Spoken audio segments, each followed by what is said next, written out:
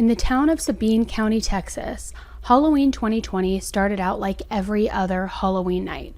Trick-or-treaters were walking through all of the neighborhoods, older kids were getting together to drink and celebrate in their costumes, and everyone was having a fun evening. Until the carefree and fun adventure of a typical Halloween evening turned into a bloodshed nightmare. A nightmare that didn't end on Halloween and became more and more out of control as time went on. Hey guys, I'm Elise. This is 10 to Life. I'm coming to you super comfy on my couch with my hair up and in my 10 to Life crime shows and comfy clothes sweatshirt. And we are going to talk about this crazy case. So go ahead and smash that like button, smash the subscribe button, and let's get into it. 10 to Life with Elise starts right now. Libby Lewis was a 19-year-old from Sabine County, Texas. She was absolutely beautiful. She was also a member of the Choctaw Apache tribe of Ebarb, and she was somebody who set goals for herself and really wanted to brighten her own future. She had just recently graduated in 2020 and was working as a nurse's aide and was going to nursing school with goals of becoming a nurse practitioner to be able to one day help other people. On October 31st, 2020, Livy went to a Halloween party with her boyfriend, Matthew Edgar. The night started off fairly normal until the couple got into an argument. Matthew had allegedly seen Livy talking to another man at the party, which turned into a very public argument. Multiple people saw the two of them yelling back and forth and arguing. After a bit of back and forth, Livy had decided that she was going to leave the party, causing Matthew to leave behind her, chasing her in his car. Nobody had thought anything extremely unusual had gone down. I mean, alcohol mixed with jealousy can be a recipe for disaster in some relationships. I know I've had experiences like that. I'm sure many of us have, unfortunately. So nobody really expected that this fight was going to erupt into what it did, because this wasn't just an alcohol-fueled spat between a young couple. Not long later, Libby was found dead inside her vehicle along Farm to Market Road with what seemed to be a gunshot wound to her neck and facial area. First responders had arrived at the scene believing that they were dealing with a two-vehicle car accident because they saw Libby's car and Matthew's car. However, they quickly realized that they had just arrived at a major crime scene. Shockingly enough, investigators didn't have to do much to find who more than likely did this to Livy, because her boyfriend Matthew was found at the scene, covered in blood and lying in the fetal position in a ditch nearby. Matthew was taken by ambulance to a local hospital, and on the way, he told investigators that he last remembered drinking on a porch and seemed a bit confused or like he was maybe still drunk. He also told them that he had been stabbed, though once at the hospital, they found no stab wounds on his body when they were checking him out. When investigators told Matthew that Livy was dead, they say he cried and acted shocked and distraught. So was this young couple targeted by somebody else and he was so drunk that he didn't remember the attack? Or was he in fact the one responsible? Matthew was treated for minor injuries and immediately handed over to the police. He was booked into the Sabine County Jail on November 1st and was denied a bond. Livy's autopsy report came back, and her cause of death was blunt force trauma to the head as well as a shotgun wound to the neck. Livy was on her way home from that party when Matthew caught up to her in his truck. He used his truck to drive and follow her, and then he shot Livy. Then he took her phone and key fob and went to his mother's house. There, he got a different truck and was found later at the scene, but he had dropped the key fob at his mother's place. Now you might be thinking, okay, case closed, this young couple was drunk at a party, they got into a fight, he followed her, he was pissed off and he killed her, case closed. Now we just need to know why. Well, that's not even close to what is about to go down, not by a long shot, guys. Months passed, and in April of 2021, there was a hearing for Matthew. Despite the circumstances of the crime and the certainty of him being more than likely found guilty, Judge Craig Mixon granted him a $50,000 bail, which he posted, and just like that, he was released on bond. District Attorney Kevin Dutton objected to the bond, but it was still set. DA Kevin said, although I do not agree on the granting of the bond, I do believe the court was following the law and changes in the law. DA Kevin told the media that the governor signed an executive order which waived the 90-day period that the state had to bring forth an indictment on a person after they had been arrested and were jailed. The Texas court shot down that order, ruling that the governor could not do that. The court therefore ordered that the suspects who are not indicted before that 90-day deadline are to be released on a surety or personal recognizance bond. Well, I don't think it is very uncommon, actually. In this particular situation, for instance, with Matthew Edgar, he actually was released due to a prosecutorial mistake, basically not getting him indicted within the 90-day time frame.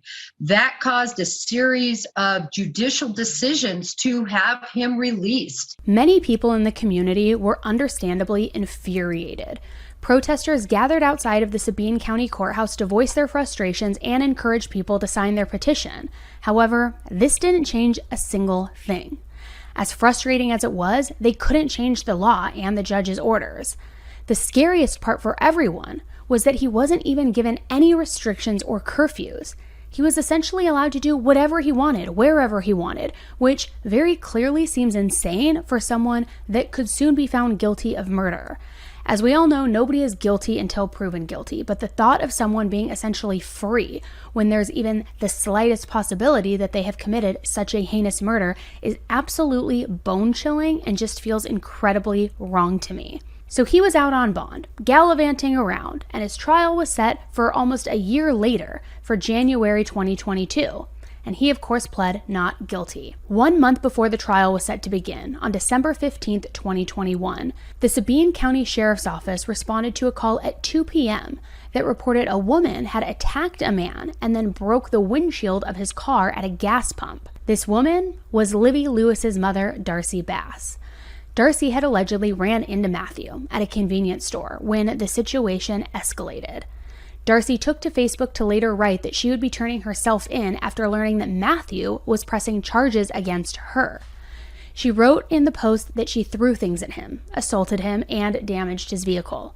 The charges against her were assault caused by bodily injury, retaliation, and criminal mischief. Her post reads, "Update. Matthew Edgar filed charges against me, assault causing bodily injury, criminal mischief, retaliation. I'll be turning myself in Monday."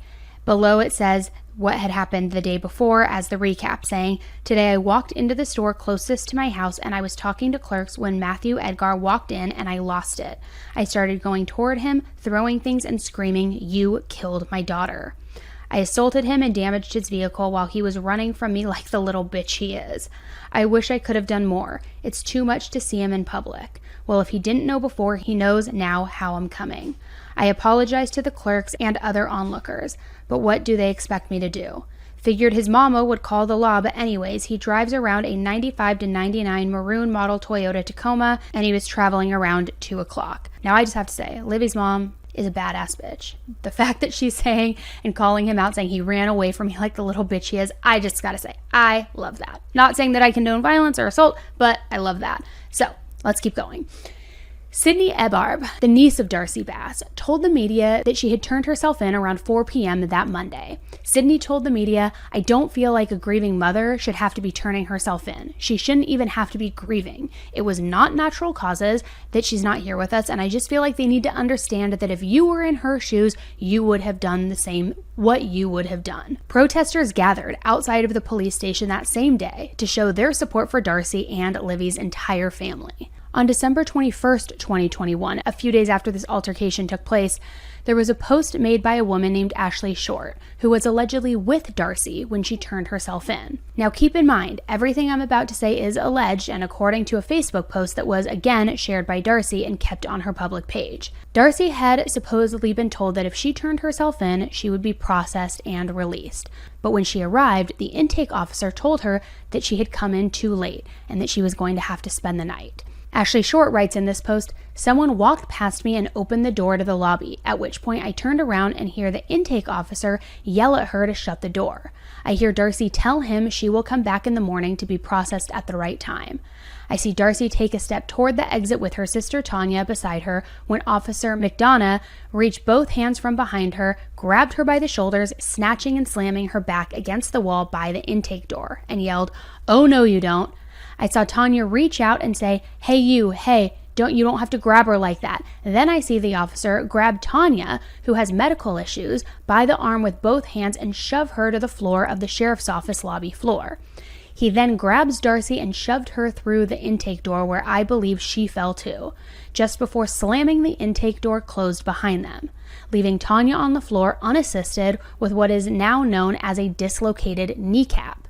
We called 911 at 3:47. The call was answered by the dispatcher sitting behind the glass in the lobby that this all happened in. The dispatcher then proceeded to ask questions about Tanya's condition and if her leg was broken. The ambulance arrived around 3:53 to the jail and escorted Tanya to the hospital.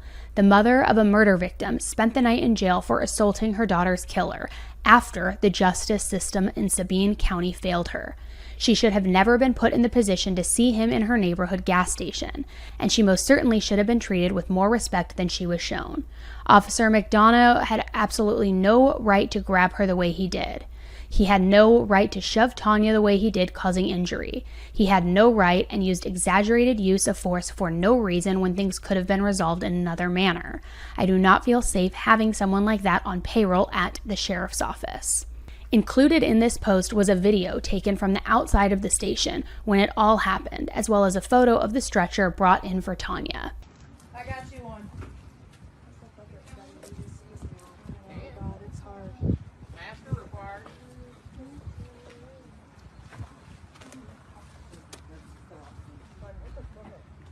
A mask was required, but they're coming in and out without them, so yeah, whatever.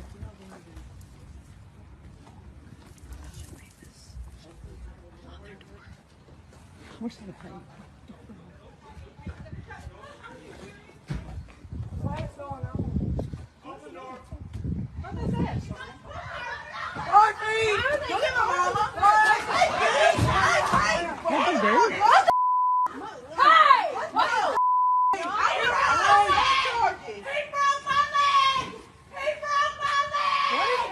Luckily, the $8,000 that was needed to get Darcy out on bond was raised and she was released.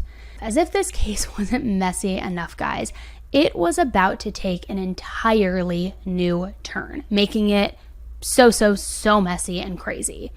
Matthew's trial began as planned on January 24th, 2022.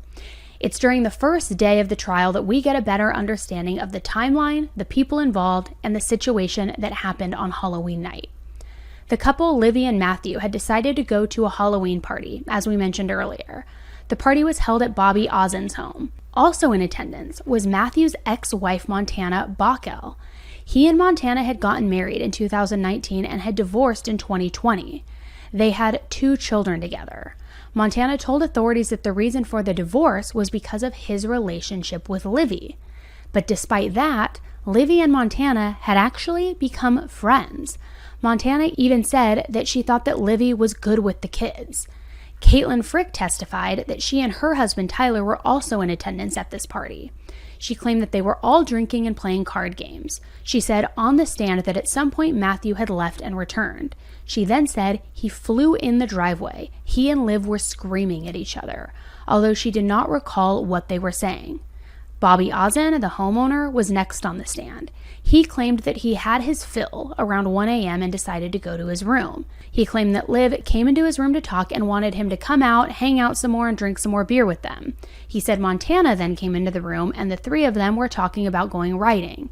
He then said at some point Montana and Matthew began getting into a fight and Liv was stepping in between them trying to ease the situation. He said that all 3 of them then left and Matthew was threatening to kill them as they left. Matthew's ex-wife Montana was next on the stand. Montana said that Bobby didn't want them fighting at his house and had asked them all to leave. Something new that we learned was that the kids were also at the party. She claimed that she was driving back to town in a separate vehicle without Matthew, without the kids, and without Livy. So were the kids in the car with Matthew? She claimed that during this time she tried calling Livy to make sure that she was okay. However, she got no response. Montana then told the court that Matthew had actually texted her and told her that Livy was dead. The set of text messages between Montana and Matthew were shown. At 3:34 a.m., Montana asked him, "Where is she?" The only response Matthew gave was dead. In one of his text messages, he said, "I will watch y'all, take y'all with a smile on my face." When on the stand, Montana was asked if she had called 911, to which she answered that she had not, and said, "But now that I think about it, I should have called 911. Yeah, especially if the kids were with Matthew because they were at the party. Like, what on earth is going on? Or were the kids left behind? In any event, he's saying that Liv was dead. You knew he was in a rage. You knew the children were around. Why wouldn't you call 911? She was also asked why she didn't call 911 when Matthew had sent her that chilling text, but she told the court that she didn't because she didn't believe him. Lastly, while on the stand, she identified Matthew's gun. I had my car cranked, and Livy said she had to run back inside for something and that she'd be right back outside. Well, she was inside for, I want to say, 10 or 15 minutes. So I got out, and I went in there, and I was like, "Hey, what's going on?" Her and Bobby were in there talking, so I sat down, and I was talking with them. We were in Bobby's room. And everything was good. She said that she was going to stay there, so I was just going to go home. I walked out of Bobby's bedroom door, and I closed it, and Matthew was standing in the doorway. And I go to walk around Matthew, and he starts trying to choke me. And I get him off of me, and I go back in Bobby's room, and I tell Bobby, I said, "Get up and get your clothes on because Matthew's outside, and he's about to go crazy." So Bobby got up and got dressed and went outside, and then me and Libby followed behind Bobby. And I seen where Matthew had beat the dog shit out of my car. All three of my doors were kicked in, and I lost my shit on Matthew. I started swinging at him. Matthew wrapped me up and threw me on the ground. All I remember is I hear Libby screaming, "No, Matthew, get off of her, get off of her." I'm not sure who pushed Matthew off of me. It was either Bobby or Libby. Libby goes back inside Bobby's to grab her. I follow her, and I'm like, "Libby, are you okay?" She's like, "Yes, I'm fine. Are you okay?" And she said, "Yes." And so Libby gets in her car, and she leaves, and I get in my car, and I leave behind her. And apparently, I don't know if Matthew and Bobby had words after we left, but it couldn't have been long because not long after I left, Matthew had caught up to me and cut me off on 944 by the church road. I don't know if y'all know where that's at. He gets out, and he comes to my car, and he starts kicking my door again, and I go around him. And as we're driving down 944, he's, like, riding my ass and all kinds of stuff. I knew that if I came to my apartment, I'd be by myself, and I didn't know how well that would go for me, so I drove to the brick house, his grandparents' house, next to his house. And I seen Livy turn down that way, and I call her, and I'm like, "Are you okay?" She's like, "Yes, just go home."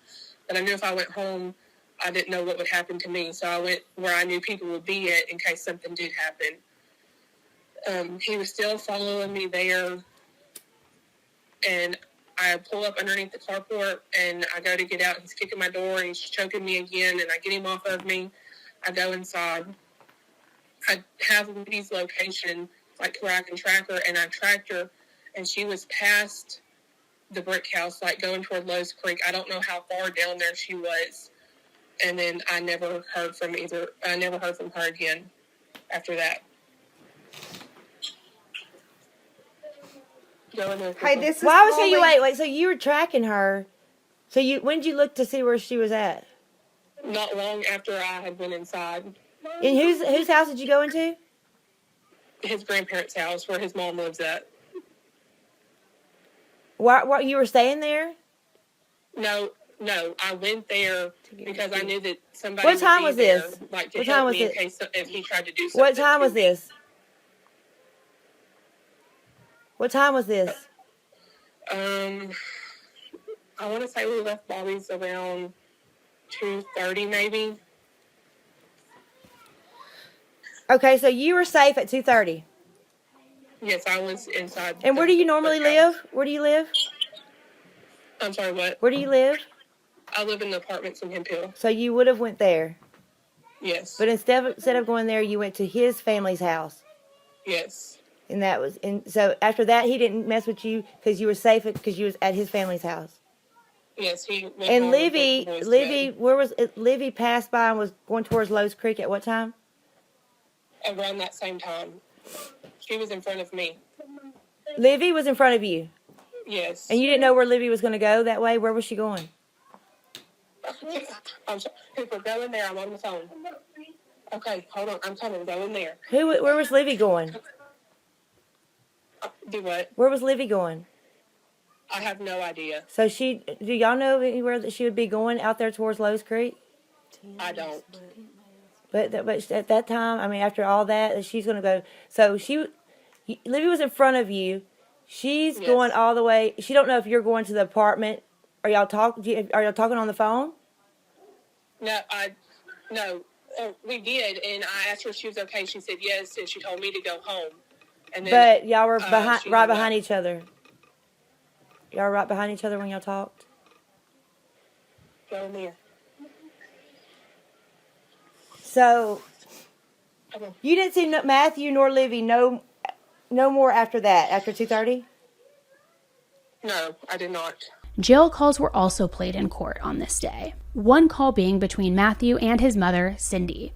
In this call, Matthew had asked two very specific things: for her to bring books, along with how to secure his guns, including the .308 gun used in the murder. It was estimated that Livy was killed between 3 and 4 a.m., and the last bit of important information shared was that Livy's ankles were crossed when they found her body. Prosecutors claimed this was because the vehicle was stopped and she must have been getting comfortable and in a comfortable position to have a conversation with someone, such as her boyfriend Matthew. Day 2 of the trial had even more witnesses and testimony from individuals, such as forensic scientist Carrie Todd, medical examiner Dr. Danielle Armstrong, forensic examiner Jay Norman, and many more. The conversation was about DNA in Matthew's vehicle, the autopsy results, the bullets used, and the swabs taken from scratches on Matthew's chin and face. Then, everything took a turn on day 3. Day 3 of the trial began, but one crucial thing was missing: Matthew. He had completely vanished. The trial still continued without him while investigators searched for Matthew.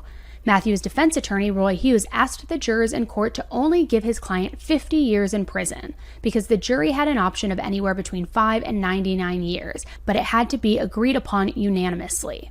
So on January 27, 2022, despite his absence, Matthew was convicted of first-degree murder and was sentenced to 99 years in prison and also had to pay a $10,000 fine. But still, Matthew was nowhere to be found. A little hard to face your sentence if you can't be found. After being convicted, the trial moved into the punishment phase on the morning of Friday, January 28th. New information was exposed that was previously completely unknown. A probation officer testified that Matthew had actually been on probation for a different crime, and part of the probation was to wear an ankle monitor. But Matthew had stopped charging the battery, and his last ping was at 11:37 p.m. on that Wednesday, the day before he fled and ultimately was found guilty of murdering Livy. Also, while he was out on bond, he was arrested on new charges of assaulting a woman and criminal mischief. The woman he assaulted was his ex-wife, Montana.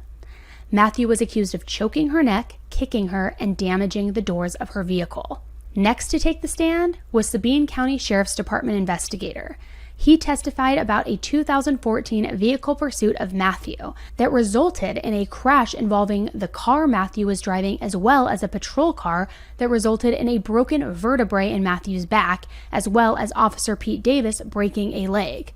According to the police, the Hemphill Police Department and the Sabine County Sheriff's Department had both been involved in 2 different pursuits of Matthew, and he had somehow managed to escape both times.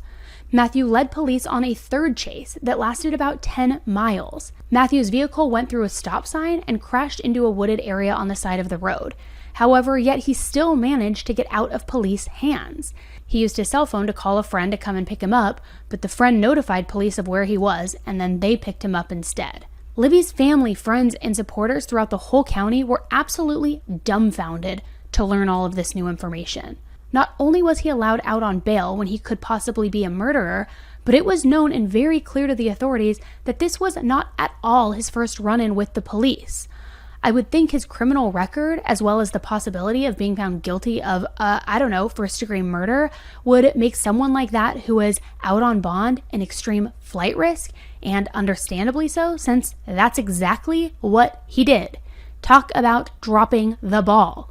So days turned into months, and Matthew was still not found. And guys, it gets even crazier. I can't say that we even got justice because we don't know where he is. I mean, we don't know where he is, what he's doing, if he will ever even be found to get his sentence, But I'm glad that the jury did see him guilty and did not give him a slap on the wrist. And I was mad because he don't get to make this decision. Like, you did what you did, you need to face. Like, we had to sit in that courtroom and hear things and see things that just, it hurt us. It was reliving it all over again. This case has some insane similarities to the Gabby Petito and Brian Laundrie case. Unfortunately, this case has not even received half of the publicity that the Petito case did. Investigators claimed that the following months after Matthew fled, that they had followed up on about 30 leads and sightings, and they all came up dry. At one point, there was a tip that Matthew may have been in his grandparents' home. However, when it was searched, there were no signs of him. Definitely stings a little bit that he's not here. They allowed him enough range for him to be able to run off and not be held accountable for his actions once again. Based on Facebook pages, as well as what has been said in the media, the whole situation of Matthew being on the run is very fishy for many reasons. Starting with the fact that on the third day of trial, when Matthew didn't show up, neither did anyone in his family, even though they had showed up the previous 2 days. Now, I cannot find information to say with 100% certainty if it was known before the trial began that he was missing, or if it wasn't known until after the trial began.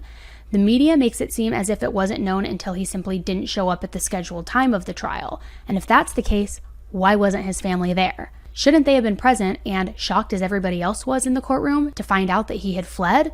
Or did they already know he was planning to flee? Which we're going to get to. Darcy Bath's Facebook page is full of her beliefs of what really happened.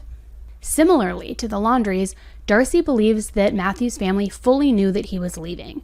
She also believes that his ex-wife Montana knows more than she is saying, or may have even been involved. Darcy made a status on February 26th that says, "It still makes me sick to think that he posted something like this in the middle of whatever happened to my daughter. Still, so many unanswered questions. Montana knows what happened and has been caught lying numerous times. Maybe if the law would prosecute on perjury and apply some pressure, we would know the whole story and whose DNA was present.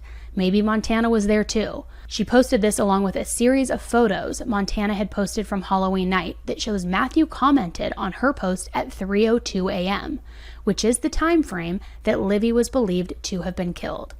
Now, I'll be honest, a lot of things with Montana do not add up. Not calling 911 even though the kids were reportedly at the party and possibly even in the car with Matthew. Did she go and pick them up from the scene? Did she meet him at the scene?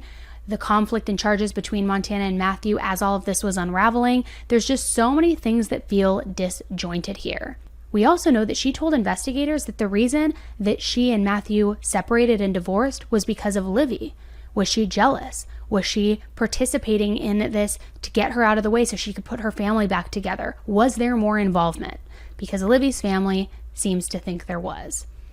Darcy also pointed out on her Facebook the suspiciousness behind Matthew's ankle monitor dying the night before his court day and how nobody had thought to check it out.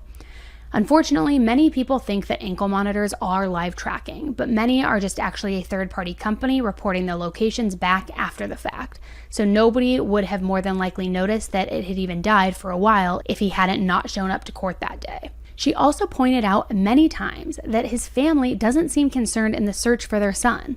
Ironically enough, his family did arrange a search on September 10th, 2022, which was months after he had last been seen. The search was to be held in the same area where he was seen almost 8 months prior. Now, this, in my personal opinion, makes them look even more suspicious and like they're trying to cover their tracks by looking concerned, appearing concerned. I mean, did they really think that after almost 8 months later of him being on the run, that he would be still alive on the run and that he would still be in that exact same area that he was in 8 months prior? Matthew's sister Jenna commented to the media in August saying, "At this point, neither I or my family members know if my brother is dead or alive." So maybe his family was searching for his body during that September search. Either way, I truly don't understand why nothing was done by them for almost 8 months. Unless, of course, it's because they allegedly know exactly where he is. Darcy is extremely disappointed and feels the justice system has failed her daughter. Seeing her Facebook posts, as well as interviews she has done, is absolutely heartbreaking. How do you feel right now? I feel like that I am in some type of nightmare. Like, I mean, definitely in a nightmare. I can't rule anything out at this point. I feel like you never know what can happen. Never in a million years have I thought that this would happen to my daughter. Never in a million years would I think that that it would end up like this, that, someone would commit a crime, this heinous crime, and be able just to walk off, that is unimaginable. I thought that, the justice system would have been just a little bit more tougher and not so lenient. I understand that the verdict was great, and I thank the jurors, and the sentencing was great, but the lack of trying to keep an eye on that person, and this is a very dangerous person, the most dangerous person in our area. Okay, and they don't have a lot of people just to look after, and they should have done a better job of looking after this one to protect not only myself and my family, but the community also, and now everyone, nationwide. So, yes. And so, what do you feel needs to be done to find Mr. Edgar? I mean, they need to be doing everything that they can, which I understand, that maybe they are, but, like the day that all the state troopers here, I've never in my life seen so many cop cars, but I just felt like if they had been walking side by side, all these people through the woods, maybe there could have been a little bit more ground covered. Maybe if they were stopping the vehicles that were going through, maybe if they were watching the family a little bit closer, keeping an eye on their comings and goings, their phone records, everything like that, then, I think that would definitely help and contribute. I just don't see the urgency. I don't see the urgency to find him, and there's no flyers up in town. I guess I'm going to have to be the one to print those, which I had someone message me about doing those, and it's a wonderful idea, and just to get it out there. I thank social media, for, to be able to share, and people out there that is doing things on social media, but we have to be here, like doing things on the ground floor, and I get messages saying that he's out of the country. I get messages from saying he's in, Louisiana and Beaumont, I personally don't think that he's very far. Yes, I don't think he's very far. And what are officers telling you? Are you checking in with them frequently on this search? Well, since I was never I haven't been told anything. I haven't been given any updates. I haven't been contacted as far as that. Today, after the holiday, from yesterday, I will call them. There's something else had come up. Something had happened at her cross.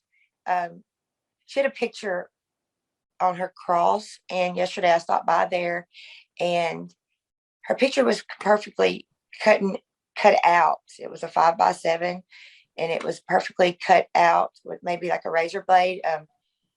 I had 3 of my friends with me, and it was just too much. I didn't even know what to think. So I'm going to contact them and let them know that, so yeah, I'm going to be in contact with them. They have not just called and updated me. It's been kind of a more or less a strained relationship between me and them, being that they never came to my house and told me about my daughter, never told me where they were taking her whenever after the accident. Of course, I was the grieving mother. I am the grieving mother, pushing the card like, well, have y'all checked this? Have y'all checked that? Like, where's the cameras in town? So there's been a lot of write me off as hard to deal with. And but I'm just seeking the truth. I want the truth. I understand that we got a conviction, but I think that he laid in the ditch and waited for somebody to find him, because that's how the scene was set. And so you feel like there's no justice right now? No, none. I thought I would get like a little bit of relief. In the first day in the courtroom, I got a little bit of relief. I thought, oh my gosh, like they're doing this, and then it just went south, because there was questions that were not asked, and there was only questions asked, that they knew the answers to already. And more than 99 years, I wanted to know what happened to my daughter. Like, what went so terrible? Why did you go from trusting this person with your child, him and her both, Matthew and Montana, to want to, kill this person, kill my daughter, kill this person that was taking care of your most precious item, and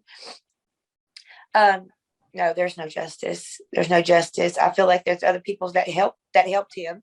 They knew about the that Libby had been I can't even say it, that my daughter was gone, and they didn't do anything. They didn't call the authorities. There's people that have perjured the court several times, and obstruction of justice, perjury. None of those things have been brought up, and I feel like if they were, then pressure bust pipes, and if that pressure would have been applied, then the things that I don't know may have come out. On December 6th, 2022, just a couple of weeks ago, In Pursuit with John Walsh aired a segment concerning the murder of Libby Lewis. Matthew Edgar is still on the run. There is a $10,000 reward for information leading to his arrest. He is currently listed as one of the top 10 most wanted fugitives in Texas. He's described as being white, 5'10", and around 140 pounds. He has brown hair and blue eyes. He's considered to be armed and dangerous. So if you have any information about his whereabouts, please call or text the In Pursuit hotline. There's a Public Justice for Livy Facebook group page as well, and her mother Darcy also keeps her Facebook page public, and both of them have a lot of information on it. My question for you is, do you think that his ex-wife Montana knows more? Do you think that she has more information? Do you think she has helped with him fleeing? Do you think that she participated at all in the crime? What do you believe? Do you believe this runs a bit deeper, or do you believe that this was just a sole, isolated incident by Matthew himself because he was angry and drunk after fighting with Liv? In any event, he is still on the run, guys. Liv's family doesn't have justice. This dangerous and possibly armed criminal is on the run, has faced no accountability, has been sentenced to 99 years in prison, and is just gallivanting out on the run right now, as far as we know. So please take 3 seconds, copy the link to this video and share it on your social media. Share it on your Facebook, share it in your group chat with your friends, share it on your Instagram story as a swipe up. Do something to spread the word, because you all know the more eyes we have on a case, the more awareness it generates. And with him out on the run, it is so important that as many people as possible see his face, see his picture, and see what he has done and what he has been convicted of doing, so that they can steer clear of him and so they can send in tips to the police, and hopefully it will lead to an arrest. So guys, please share this video anywhere you possibly can, on Reddit, on Facebook, anywhere, because Liv's family still has not received a shred of justice in this case. And it has now been going on for years. So please do that. And of course, leave your supportive comments for her friends and family below. Let me know what you guys think on this case. Let me know what you think the motive was, what the truth is, who really is involved. Let me know. All right, guys, thanks for tuning in. Thanks for sharing it. Thanks for spreading the word. And until the next one, stay safe.